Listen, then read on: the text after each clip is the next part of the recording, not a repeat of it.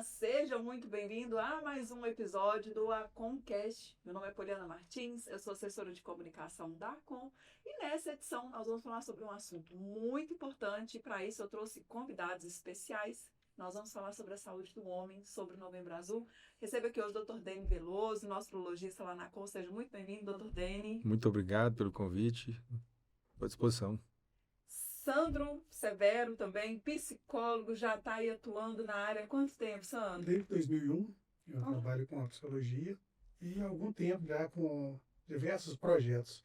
Ultimamente, trabalho na prefeitura com um projeto no CAPS, junto a usuários de drogas, e já há algum tempo. Seja bem-vindo e Bem. vamos alertar a população masculina sobre a importância de cuidar da saúde, né? Sim. Recebo também Alexandre Cunha, da SAP Fisioterapia. Seja muito bem-vindo, Alexandre. É um prazer estar aqui com Obrigado, você. prazer todo nosso estar aqui podendo contribuir com um pouquinho de informação para a turma aí. Importante, né? Vamos começar com o Dr. Deni. Dr. Deni, eu fiz aqui, gente, umas perguntas. O pessoal do Instagram também mandou. A gente abriu caixinha de pergunta, teve muita gente. Mas por incrível que pareça, a maioria das perguntas eram das mulheres, não foram dos homens. Por incrível que pareça. Eu vou começar, Dr. Deni, com a pergunta que todo mundo sempre faz, né? Faz assim nas rodinhas de conversa, que é porque todo mundo pensa, mas poucos têm a coragem de fazer e ainda existe tanto drama com toque retal. Por que que realmente ele é esse monstro que o pessoal imagina? Primeiro, assim, parabenizar. Eu acho que o Novembro Azul está aumentando a importância dele e eu acho que a gente tem tudo isso aqui em função disso. Não me assusta a questão das mulheres realmente serem as principais forças motrizes da saúde do homem. Essa que é a grande verdade. Por isso que as maiores perguntas são das mulheres, é a verdade. E em relação ao exame de próstata, a gente sabe hoje que o exame de PSA, que é o exame de sangue, ele traz um impacto muito positivo em redução de mortalidade. Então, esse estigma em relação ao exame do toque, o exame do toque da próstata, ele faz parte do exame físico e, quando necessário, o urologista vai lançar mão disso. O tabu da prevenção está voltada no toque retal. Então, o foco está errado. Né? Eu acho que o grande problema do homem é achar que o foco é o toque. E o foco não é o toque. O foco é o cuidado masculino que a gente precisa ter. Hoje, o principal limitante que a gente tem numa pesquisa recente que a gente fez em Divinópolis tem a ver com o medo. Medo do diagnóstico, medo de enfrentar o problema. Então, o homem tem esse problema com o medo da doença propriamente. Né? É aquele caminho, né? Meu Deus do céu, qual que é o caminho que eu vou enfrentar, né, Sandro? E aí, veio uma pergunta, por que que tantos homens evitam falar sobre saúde, medo e vulnerabilidade? O homem ele tende a querer ser esse super-homem, né? E pelo contrário, ele relega a sua saúde à mulher. A gente então teria que tirar essa estigma da capa do super-herói, Exato. eu sou invencível. E ele tende a ser o super-homem em casa, né? Eu sou o super-herói, sou o provedor, mas a saúde é sempre relegada à mãe, à esposa, é sempre relegada ao outro. É interessante esse contraditório que ele coloca. Sim. Porque ele coloca isso o Você tempo vê que inteiro. as mulheres foram as que mais mandaram as perguntas, as que Exatamente. mais tiveram Né? dúvidas, e às vezes é para passar para o parceiro, para o pai, para o filho, para o amigo. Exato. Rápido dentro de casa, você procura médico. Não, Você procura, né, eu procuro. Alexandre? É porque a gente tá no meio, então já... Tem que procurar, né? tem- Acaba que a gente tem muito contato, então a gente tá junto ali o tempo inteiro, você tem um contato com alguém, então você acaba estando muito presente com um médico, com alguém, então você está muito próximo. Aí Então, a relação é diferente. Você tem consciência de Exato. que eu preciso procurar para me cuidar. É, Mas a exato. gente... E eu acho que as próprias campanhas, né? Existem umas controvérsias que a gente, até de alguns colegas que são contra, não vamos fazer o Setembro Amarelo, que é a campanha contra o suicídio, porque isso é um gatilho para as pessoas que estão pensando em suicidar. Até então eu não posso ter com clareza até que ponto isso é relevante ou não. Mas eu vejo de uma forma bem direta que essas campanhas da Mama, do Novembro Azul, elas são bem focadas, porque isso impacta diretamente nas estatísticas Sim, de países que estão fazendo esse tipo de movimento. sim. E assim, Porque te chama atenção esse alarme. Apesar dessa questão até chega a ser até um pouco cômica, né? Eu vou no médico, eu vou olhar o dedo do dente. Como é que... Eu A vi quinta com velho, série, a quinta série, ó. mas assim, mas na verdade isso fica tudo muito da brincadeira. Realmente, isso aí acho que ficou estereotipado, mas é uma coisa que essa psicóloga, você pode falar isso melhor, né? É uma coisa mais cultural que está sendo quebrada até por causa das próprias campanhas, né? Sim. É importante a gente manter. E assim, eu vou falando sobre essa questão de atendimentos. Tem um dado importante do Hospital do Câncer daqui de Divinópolis, que a gente entra, ó, até outubro desse ano, foram realizados 3.951 atendimentos da urologia, ou seja, urologia é câncer de próstata, né? Para nós lá no Hospital do Câncer. Foram feitas 512 primeiras consultas da urologia, ou seja, 512 casos confirmados de câncer de próstata aqui em Divinópolis. E em 2024, 1.012 pacientes trataram câncer de próstata com quimioterapia e 367 com radioterapia. Ou seja, o diagnóstico chegou. Se ele foi tardio, se ele foi precoce, ele chegou. O melhor é quando ele chega precoce. E é interessante que essas estatísticas, igual o Alexandre colocou, elas são importantes, mas quando a gente precisa de uma comprovação, por exemplo, na véspera do Novembro Azul, quer dizer, dia 31/10, sai um trabalho europeu, o RTC, 160 mil pacientes acompanhados 23 anos. Mostrou que o rastreio com PSA diminui mortalidade. Quer dizer, a gente tem a comprovação estatística. E a gente vai continuar não fazendo nada? A gente vai continuar se escondendo? Então, esses números do câncer de próstata, realmente o câncer de próstata, ele é o câncer visceral mais comum. Sim. Né? Então, se você excluir o câncer de pele, ele é o mais comum. E a gente... Pele é o maior do Brasil, nas mulheres é o câncer de mama e nos homens é o câncer de próstata. Que é mais do que a mama. Sim. E a gente vê que o Outubro Rosa, ele tem um engajamento maior.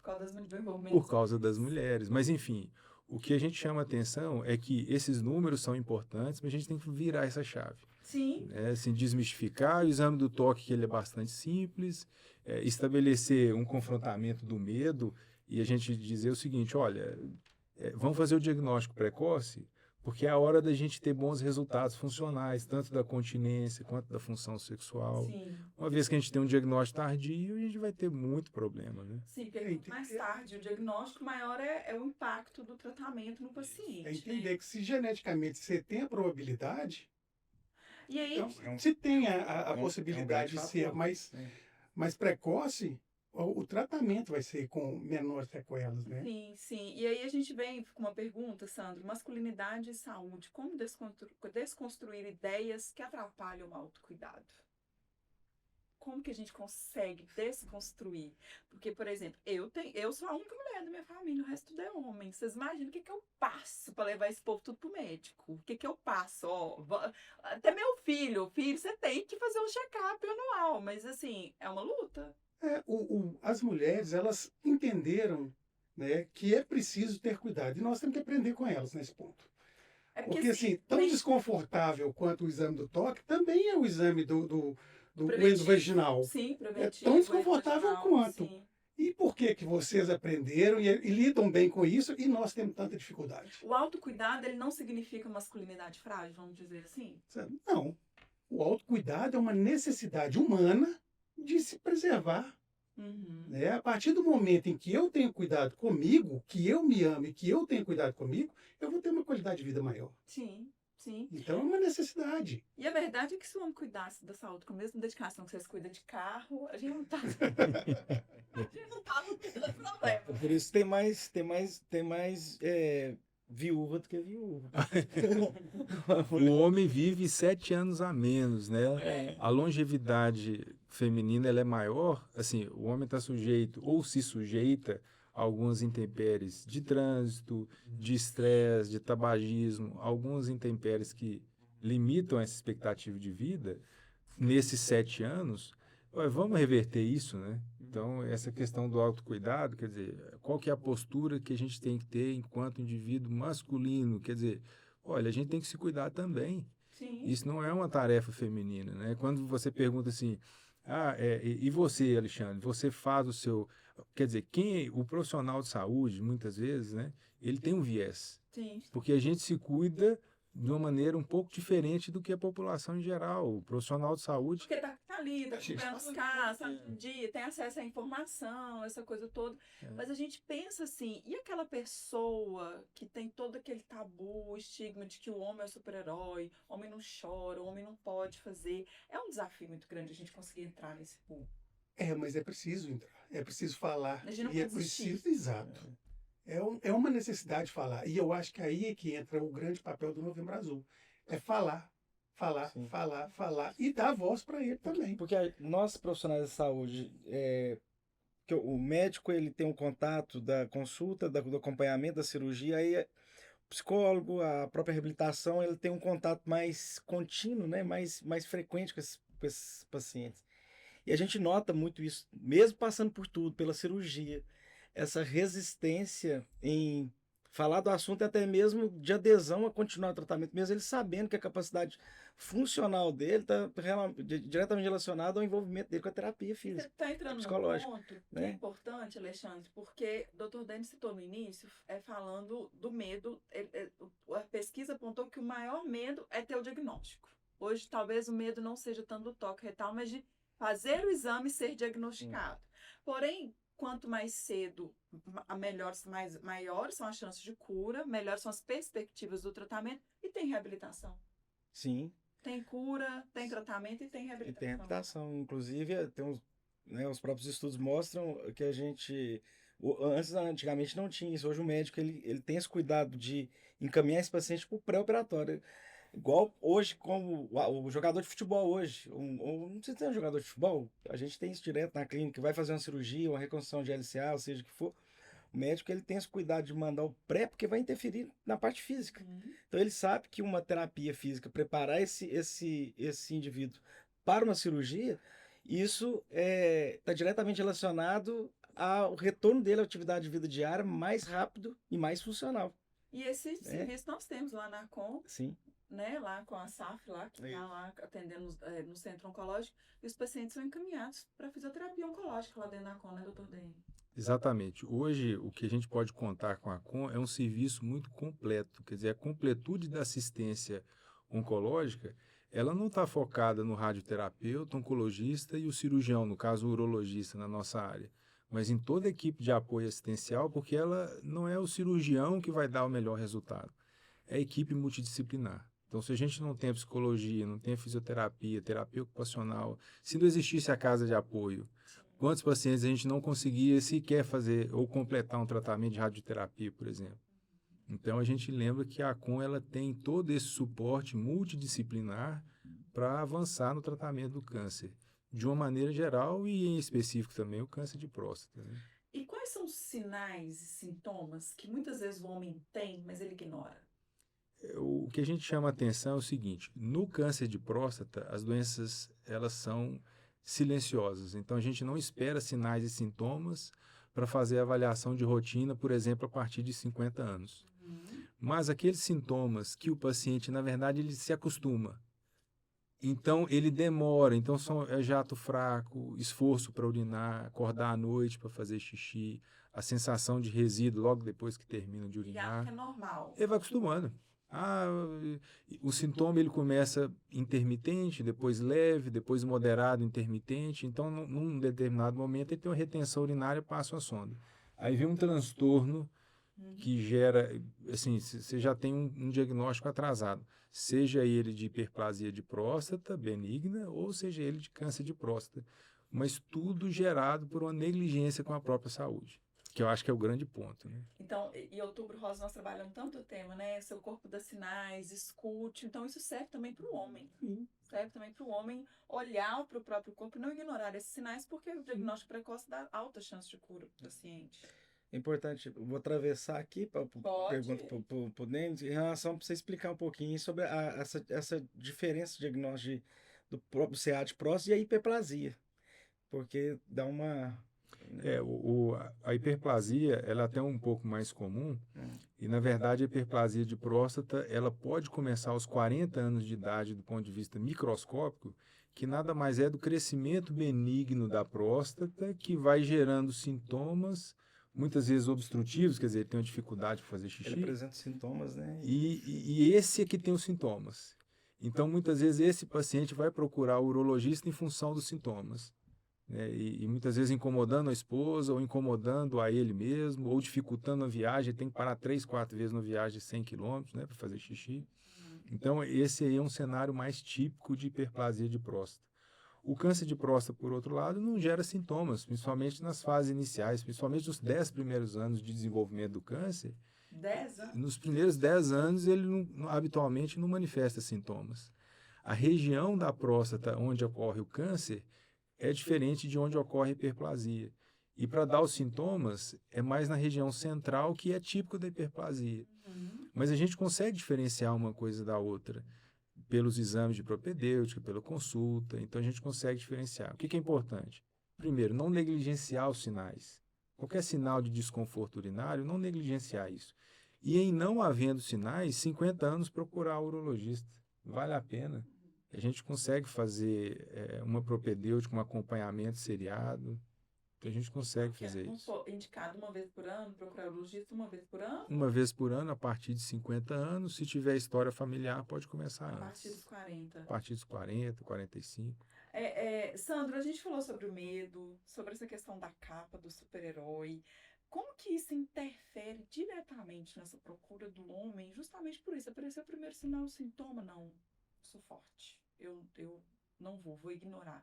Como que esses sentimentos interferem diretamente nisso?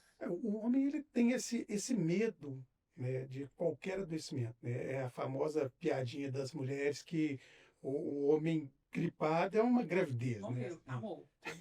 Nossa senhora, a mulher tá lá gripada, tá trabalhando, o homem não, morreu. Exatamente. Então, assim, o homem ele tem essa questão, ele não sabe lidar muito bem com o seu próprio adoecimento, porque ele não sabe lidar com o próprio autocuidado. Então, o processo de adoecimento, ele tenta se manter forte, ele tenta suportar, ele tenta dar conta, todo atrapalhado, e do lado da parte psicológica da saúde mental, então é mais complicado ainda. Fica todo atrapalhado mesmo. Então, assim... Ele vai para uma academia, mas ele não procura um psicólogo para enfrentar esses Exato. medos. Há pouco tempo a gente viu essa questão, inclusive, de fazer terapia com o IA. E aí virou um balaio esse negócio, porque assim... Tá mesmo. Se no processo terapêutico a gente quer entender aquilo que ele não quer falar, você imagina no processo com uma IA, que ele vai... Porque, assim, a gente já tem até especialista falando que a gente tem que tomar muito cuidado com isso, porque a IA, ela fala o que você quer ouvir. Tem uma reportagem que eu li, eu não lembro se foi no New York Times, alguma coisa assim. Assim, a IA, em 2023, ela foi, a maior fonte de busca dela foi de criar conteúdo. Eu quero inventar alguma coisa nova, criar um conteúdo, vender alguma coisa. Foi o que mais procurou. Nós estamos em 2025. Então, em 2024, a principal utilização das IAs foi de apoio. Apoio emocional. Apoio emocional. Muito. Mas não está tendo coragem de buscar Exato. um profissional para isso. Exato. É uma necessidade, quer um suporte, mas não sabe pedir. E aí em todas as áreas da saúde. O homem tem uma dificuldade muito grande, né? Na fisioterapia. Ele está lá destruído, mas ele não vai procurar um fisioterapeuta. A gente pega essa ponta, aí isso impacta direto no DN, porque ele teve medo de buscar o diagnóstico, chegou com o diagnóstico tardio no consultório e a reabilitação é mais complicada. Eu costumo até falar em relação a com, puxar um pouco essa sardinha para a com, mas eu não, mas é verdade. A gente, minha formação vem já, eu já tenho mais de 24 anos já de caminhada. Então eu tenho uma formação que vem muito de São Paulo, Campinas, e já vinha essa questão do trabalho multidisciplinar e essa questão da interdisciplinaridade também em relação ao paciente. E a com, quando nós estamos prestando serviço lá já há quase 10 anos. Então, quando a gente cai dentro do ambiente desse e tem isso sai muito na frente em relação ao modelo biomédico atual. Porque eu estou falando, eu como fisioterapeuta, a gente tinha, né? Hoje não mais, mas ainda aquela dificuldade da relação que o alvo é o paciente. Sim. Eu estou falando agora fora do escopo aqui, porque a com realmente ela sai na frente nesse quesito, em vários outros, mas nesse quesito é fundamental, porque é um modelo a ser copiado não por todas as instituições, clínicas, consultórios, hospital, desse trabalho, dessa integração. Você vê pelo próprio sistema. A gente sabe o que ele fez, ele sabe o que eu fiz, todo mundo está sabendo, e o paciente é o alvo. Eu vi o que o psicólogo colocou, o que foi o dia do atendimento com ele, dia do apoio, o que Dani indicou, o que o oncologista então, indicou. isso é muito importante e é muito relevante nessa condição desses E trabalhos. é importante a gente ressaltar justamente isso, que a partir do diagnóstico, o paciente ele não está sozinho, né? Ele tem todo o apoio, ele tem um amparo, uma rede de apoio muito grande que é fornecida pela ACOM. E assim, quanto mais, né, mais cedo o diagnóstico, melhor é a perspectiva. É Né? melhor tratamento, é melhor o suporte, é melhor todo o processo. Sim. Né?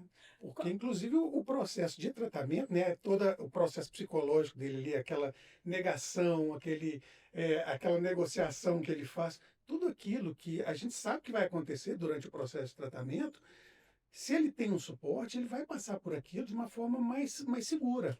Né? Aquela coisa de negociar com Deus, oh meu Deus, se isso der certo agora, eu vou fazer uma promessa. Gente, isso é normal dentro de um processo psicológico, de quem está num processo de adoecimento, mas a gente espera que esse processo a gente consiga passar junto com o paciente e vai dar certo. Tem um caso bem interessante dessas fases, assim, que é um caso bem interessante, um paciente bem bacana, assim. Então, ele chegou com um diagnóstico intermediário para avançado, nós fizemos o diagnóstico, conversei com ele e a esposa, falei assim, nós vamos operar rápido, porque você precisa ter um resultado rápido. E ele não chegou nem na fase de negação, não deu tempo nem de vencer esse processo emocional, operou, teve um resultado oncológico fantástico, um resultado funcional da micção razoável, mas a função erétil muito prejudicada. E que teve uma resposta na função erétil 1 ano e meio depois. Nesse 1 ano e meio ele queria me matar. Então ele passou por todo esse processo durante esse 1 ano e meio, e depois de 1 ano e meio que ele teve a resposta que eu falei com ele, olha, vai acontecer, a gente precisa passar por um tempo, eu só não podia ficar te esperando algumas coisas, algumas etapas, porque senão a gente já perde o resultado até lá na frente. E hoje é apaixonado comigo, assim, falou assim, oh, você me salvou. Eu falei assim, desgramado, você ficou comigo 1 ano e meio, ficou 1 ano e meio querendo me matar. 1 ano e meio ele ia lá, vou te matar, o que você fez comigo? Aí 1 ano e meio ele falou assim, Só vem só te adoro. Então assim, não adianta. E, assim, mas não é suficiente, você tem que entregar o resultado. Tem que né? essa preocupação da disfunção erétil é a maior preocupação do homem. É possível passar pelo tratamento e recuperar a função erétil pós-tratamento? Na função, o que acontece assim, na função erétil? Quer dizer, a média de idade de pacientes que a gente tem é de 67 anos, dados da conta, dados nossos mesmo. Então, são pacientes que já estão numa faixa etária maior e que metade desses pacientes já tem um grau importante de disfunção erétil, que obviamente não vai recuperar depois de uma cirurgia. Então, dos pacientes que têm uma boa função erétil, com média de idade de 67 anos, metade deles recuperam muito bem. Mas a gente lembra que um fator positivo importante tem a ver com a idade inferior aos 67 anos. Outro dado importante, a parceria sexual dele. Como é que está o relacionamento afetivo com a esposa? Muitas vezes a esposa já está em uma fase de menopausa que simplesmente não quer, não deseja, não tem nenhuma pretensão do ponto de vista sexual. Então, naquele paciente que tem uma boa parceira, que tem uma idade melhor, que tem uma função erétil prévia boa, ele tem sim um bom resultado. Então, desde que isso seja importante, a gente consegue oferecer sim um bom resultado. E nem sempre é o mais importante para o paciente. E como eu falei, igual o caso do outro, né? Tem tempo. A gente precisa de tempo. Aceitar esse tempo, de que é um tratamento, é um processo. Não tem como acelerar. Não é um dia simples, não é algo simples ser tratado, é tratável. O importante é isso, né? Tem um tratamento, ter acesso ao tratamento, mas que é um período. Hoje, por exemplo, a gente faz a cirurgia aberta, laparoscópica e robótica. Mas mesmo na cirurgia aberta, nós conseguimos otimizar a técnica para melhorar a questão da continência urinária.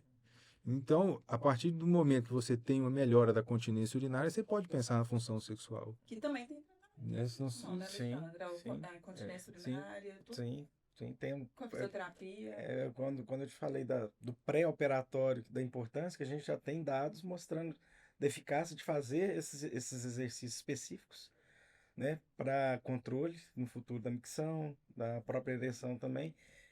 como ele mesmo falou, tem as variantes, mas se você trabalhando nisso, hoje você mostra cada vez mais que isso você tem um resultado bem efetivo nisso aí, na melhora dessa score.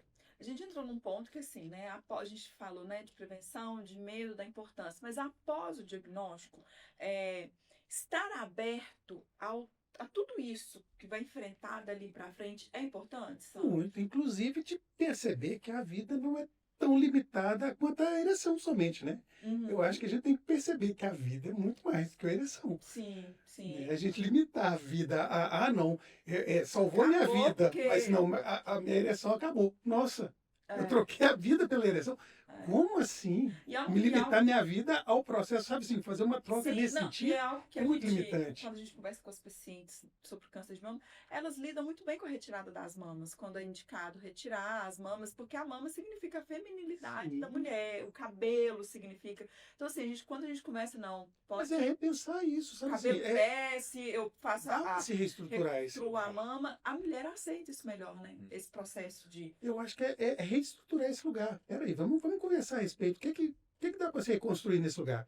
Será que ser Não homem, matar o médico é sabe? importante. Mas eu também acho, por exemplo, isso são características culturais, muitas vezes, né? Nessa mesma pesquisa que a gente fez aqui, uma coisa que a gente observou é o seguinte, os homens que procuram a assistência ao PSA e TOC são homens com faixa etária cada vez maiores. Então, até 50 anos, 40% dos homens procuram. E não é falta de instrução e informação. Quando você vai aumentando isso nas faixas etárias, essa proporção de homens cada vez mais procura o urologista. Então, os homens com mais idade, mais velhos, procuram mais assistência urológica, o PSA, o TOC, do que os pacientes mais jovens. Sim. Então, não é... Ver uma conscientização começando aí. Exatamente. Um momento de conscientização importante, então. Exatamente. Então, A educação é fundamental. sim, sim. A gente precisa falar e desmistificar Sim. tudo isso acerca do. Porque o que a gente sente ainda muito é a questão do toque retal tabu em volta disso. E eu acho que virou um viés também a gente observa assim que profissionais da saúde, clínicas, até por questão de marketing deles, né? Eles colocam na clínica, colocam lá todo mundo de azul e vamos, né, para todo mundo ser visto, de certa forma tá tudo Isso é certo. importante da sociedade. Tá tudo certo porque tá apoiando e tá tudo certo. Isso é importante também. E quais são as principais dúvidas que os pacientes geralmente chegam lá no consultório? Eu acho que não é nem as principais dúvidas só, é essa questão da desmistificação da função sexual, que eu acho que ela é o top. Eu acho que o homem não procura mais o urologista, não procura mais fazer o PSA e o TOC por conta desse mito, né, de ser menos homem, de isso interferir de alguma forma na vida dele, Sim. do ponto de vista emocional, psicológico, assim por diante. Lembrar que a função sexual, ela como eu digo assim, ela é muito sofisticada, né? Assim, ela depende de um bem-estar muito mais completo para acontecer. Evacuar, fazer um xixi, mover um braço, etc. Tudo isso é muito importante. Mas tudo isso também leva em consideração, inclusive do ponto de vista emocional, não só físico, para que se tenha uma boa função sexual. Sim. E os pacientes muitas vezes não entendem isso, né? Eles querem que a solução da função sexual seja uma coisa como se fosse para levantar um braço, fazer mais força. Não, eu vou fazer mais musculação, eu vou ficar mais forte, eu vou ter uma função sexual melhor. Não, ela é muito mais sofisticada que isso. Como que está seu relacionamento afetivo? Sua vida financeira, seu Exatamente. dia a dia, tudo isso interfere, né? E assim, o ambiente social de trabalho, ele interfere nessa... Mandaram aqui a pergunta, o ambiente de trabalho ou círculo social ajudam ou atrapalham? Eu acho que atrapalha ou pode ajudar. Depende do círculo que você tá ligado, né? Porque a Então, gente fala assim, muito da quinta série do homem, aí fala ela assim, pode favorecer. vai lá fazer um teste, um exame de próstata, aí começa... Ela pode favorecer, mas depende do sujeito. Então, assim, qual a maturidade que o sujeito tem para lidar com essa brincadeira? Né? Então, assim, o sujeito que lida bem com uma certa brincadeira, ele vai levar isso na brincadeira e vai... Tô nem aí, fui me cuidar. Ah, exatamente. Zero mesmo. Exatamente, ele vai levar numa boa. Agora, aquele sujeito que não consegue levar uma coisa na brincadeira, ele vai levar isso para um lado, sabe, pessoal de uma forma que ele vai querer se blindar e nada pode. Mais vale a saúde do que apelar numa brincadeira. A informação ela vem de encontro com essa nova geração que está vindo, né? Sim. Eu falo geração dos nossos pais, e aquela resistência dos avós nem se fala. Exato. Nós ficamos no meio do caminho, mas já estamos, né? Caminhando, tá evoluindo. Tá caminhando, agora estão vindo agora aqui 30 anos, é já outra cabeça, já tem outra abertura. E aí vem de encontro com tudo isso que está sendo feito. Alexandre, mandaram uma pergunta aqui. Qual que é o papel da fisioterapia no pré e pós-tratamento do câncer de próstata? É como eu falei, fazer essa avaliação física, né? E conversar com o médico, como vai ser o tipo de cirurgia, ter conhecimento do que ele vai, que vai ser um papel feito. crucial. Identificar o biotipo dele, né? Fazer toda uma anamnese, alinhar, estruturar com essa parte do psicólogo, tem que ter um trabalho integrado. Né? E utilizar os recursos, né? O recurso multimodal que você pode, são dentro das nossas ferramentas, a gente tem uma gama de ferramentas que a gente vai fazer aquilo que é indicado para determinado tipo de... Se o paciente tem um quadro mais sarcopênico, a gente vai utilizar recursos associados com o eletroestimulador, mais a cinesioterapia, vai depender muito da avaliação, é muito individualizado. Então isso. Tem tratamento personalizado, individual. Então, assim, dar uma consulta, conversar com o seu médico, perguntar para ele, é importante, é interessante. Às vezes o paciente está tão catastrofizado, quer nem saber, quer psicólogo, fisioterapeuta, quer marcar a cirurgia, resolveu. Ele matar o médico. Tire isso de mim.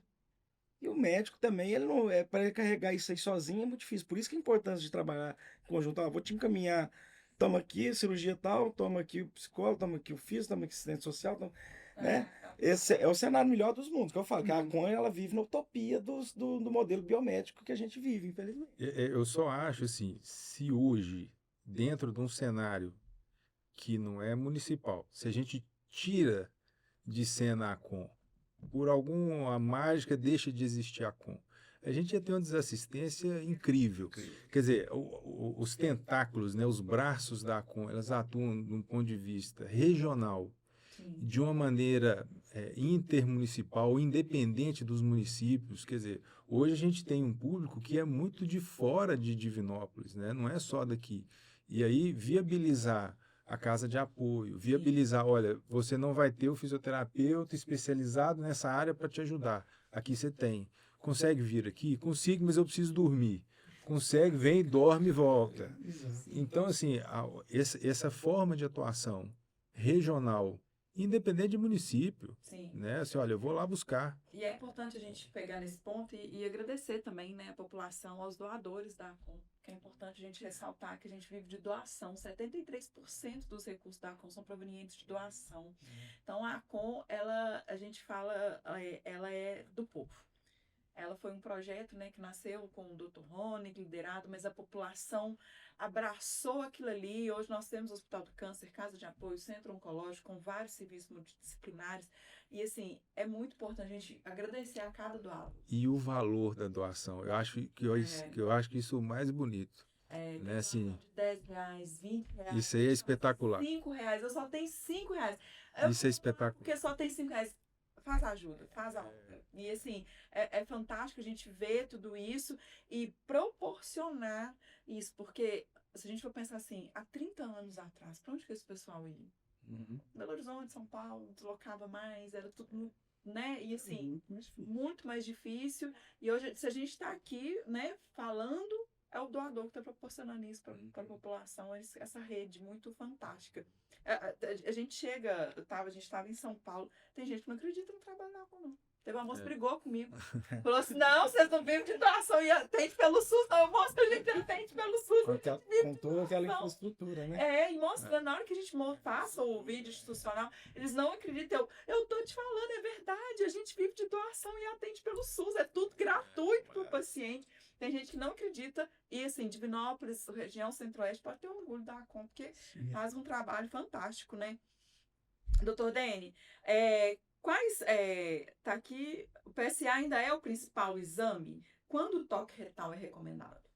Na verdade, assim, todo o processo de exame físico, ele também é individualizado, isso não tem dúvida. Então, o exame do toque, ele também é individualizado. Mas o exame do PSA se mostrou como eu falei daquele estudo, mais de 23 anos, e tem outro americano acontecendo também com o mesmo porte, né? O exame de PSA é fundamental. Para esse ano e para o próximo, nós vamos fazer um trabalho junto à faculdade, ao UFSJ, eu sou docente lá, então a gente fez um trabalho agora no Novembro Azul, mas a gente está planejando já o próximo ano, então daqui a um ano a gente deve entregar um resultado muito bom, em que a gente vai fazer uma avaliação junto aos médicos de família em Divinópolis, junto às unidades de medicina de família, ao Mais Médicos, às equipes de enfermagem, fazer uma avaliação deles, em que a gente pode ajudar, né, nessas equipes. Com a atenção primária, Exatamente. Direto com a população. E hoje, o grande problema, eu acho que não é a questão do PSA, que eu acho que já está bem difundido, a gente tem que continuar repetindo isso, mas eu acho que a atenção secundária, ela tem um déficit muito grande. Quer dizer, a atenção primária a gente está muito bem na região, ela cobre muito bem a atenção terciária, ela é fantástica, né? Mas a atenção secundária, quer dizer, há 10, 12 anos a gente tinha 5 urologistas na rede do SUS. Hoje a gente tem 0. Concursados pela prefeitura, são 0 urologistas na rede de atenção secundária.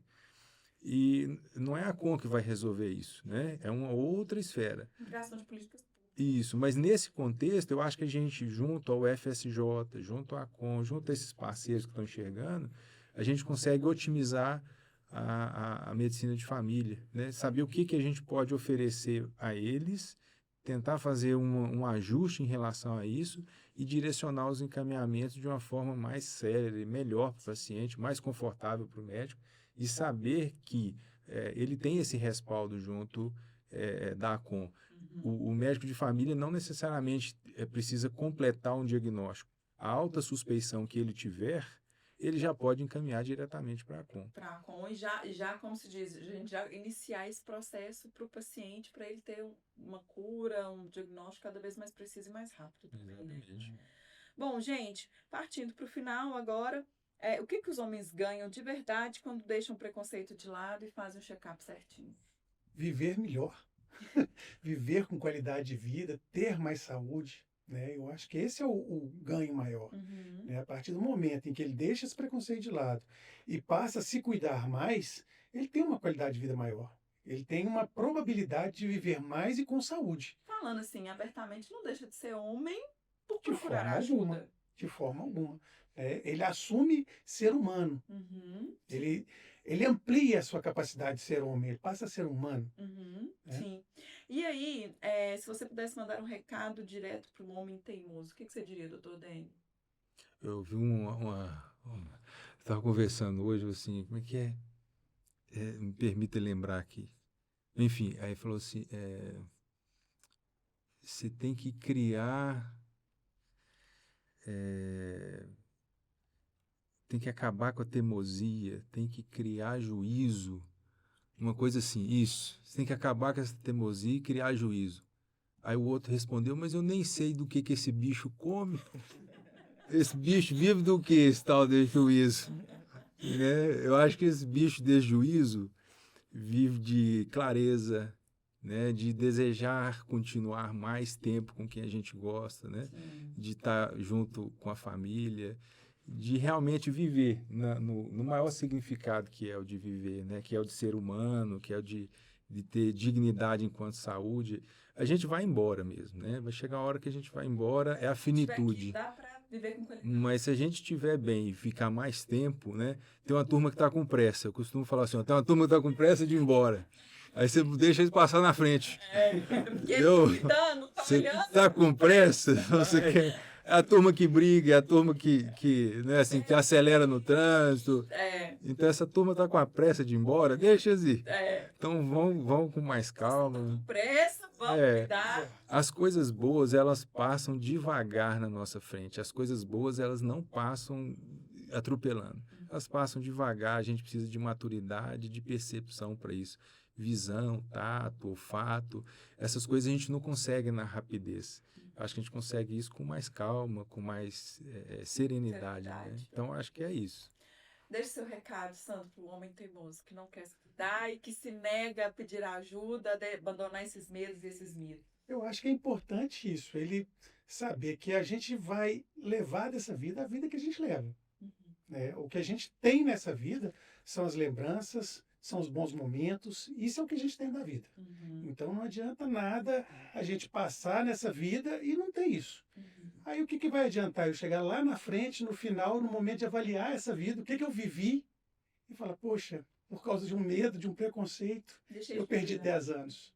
Sim. Eu perdi mais alguns anos de vida. Sendo que é possível, tem tratamento, tem Exato. cura, e quanto mais cedo o diagnóstico, mais alta é a chance de cura, de Exato. ter uma vida normal, né, doutor Denis? Imagina se Nossa. perder, às vezes, a formatura de um filho ou de um neto Sim, por causa de um preconceito. de medo. Tem coisa que vale mais. Tem. Alexandre, deixe seu recado para um homem teimoso, que não quer se cuidar, mas que tem todas as possibilidades do mundo aí. Deixa de ser teimoso. Virar a chave, né? E eu falo que prevenção não tem nada melhor.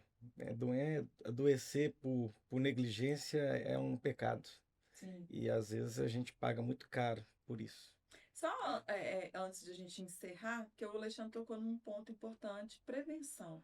Ele é um câncer prevenível, câncer de próstata? É interessante que existem níveis de prevenção. A gente tem uma prevenção primária, que é aquilo que você faz para não desenvolver o câncer de próstata. No câncer de próstata, até o momento, isso não existe. Mas a gente consegue uma prevenção secundária, que é o diagnóstico precoce. Então, essa prevenção, que o Alexandre chama atenção, que é a prevenção secundária, fazer o diagnóstico precoce, isso sim faz diferença e impacta. É um PSA, gente. Uhum. Pelo amor de Deus, não custa assim, não. Mas... Então, ninguém vai morrer, não. Não vou ali, Então, ó, o PSA. Qualquer coisa ele fala o pediatra. Põe um bichinho lá, tá tudo certo. Então, essa prevenção secundária, que tem a ver com o diagnóstico precoce, ela realmente faz diferença. Né? E às vezes também, não necessariamente, porque aí o cara, a pessoa fala, não vou no neurologista, né? Não vou lá, dedada e tal. Mas ele vai no clínico, ele vai no cardiologista. Então, o próprio profissional, o outro profissional médico, né, que é o solicitante prescritor, ele pediu PSA também, né? Sim, Às vezes, exato. porque aí ele passa, ó, botar por urologista, Exato. ele, tipo, eu vejo que às vezes passa batido isso. Que esse é o trabalho que a gente gostaria de fazer na medicina de família, que é de estimular isso. Isso aí, você não necessariamente precisa ser especialista. Você é um médico, você pode solicitar, a partir do momento você não é especialista, poder tratar o assunto, aí encaminha. Vou te caminhar para o urologista. Então assim, mas pelo menos você já triou ali, que ó, tem um marcador ali que tá alterado, né? Sim, sim. Queria agradecer a sua presença, Dr. Denis, nesse bate-papo informativo, para a gente, né, atingir o nosso público masculino, da saúde masculina. Agradecer a sua presença também, Santos, a presença, Alexandre, a disponibilidade de vocês estarem aqui para a gente conscientizar a população. Obrigada, viu, pela participação. Eu agradeço o convite. Agradecemos, estamos sempre à disposição aí. Muito obrigado. E é isso, pessoal. Eu vou ficando por aqui, com muita informação, com prevenção, com cuidado e até a próxima.